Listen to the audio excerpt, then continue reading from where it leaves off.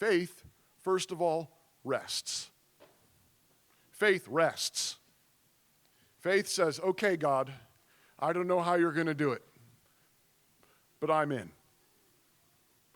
Remember Abraham? God promised him. God promises him. This Genesis 22 is in the context of God testing Abraham and taking his son, his only son Isaac, to a mountain to sacrifice him. This is the result of that. But prior to this, God had told him when he had no kids, he was an old man, his wife was old and barren, and God came to him and said, I'm going to make you the father of thousands and millions. And it says Abraham believed God, and it was accounted to him as righteousness. Right?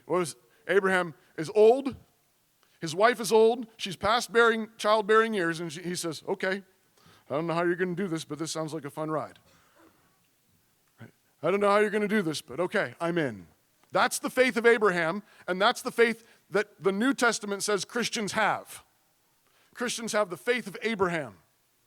The faith of Abraham, which looks now to Christ and says, okay, you're my salvation, you're my forgiveness, you're my justification, and somehow in Jesus Christ, this also includes my children, my grandchildren, to 1,000 generations. Okay, I'm in. I don't know how you're going to do it, but I'm in. It first of all rests. It's relieved, and so it's joyful, and it's full of peace, because you know this is God's work. Do you have that peace?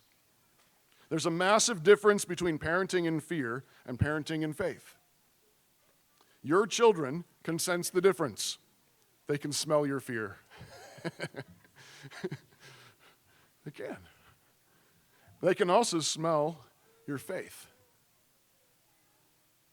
Right? In the middle of correction, in the middle of a hard conversation, in the middle of tension, when you walk into that situation, are you believing God and resting God and saying, okay, resting, are you saying, all right, Lord, I've got to correct this sin, I've got to correct this fit, I've got to correct this situation, I've got to bring truth and grace to bear here.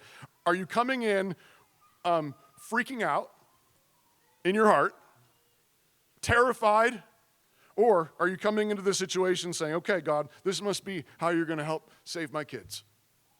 This must be how you're going to save my grandkids. I'm going to come and I'm going to correct.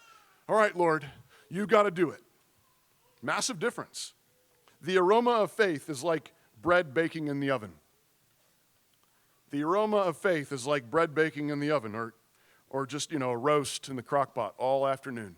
And you walk in after work and you say, oh boy, this is going to be good. That's the aroma of faith. Right? It's beautiful.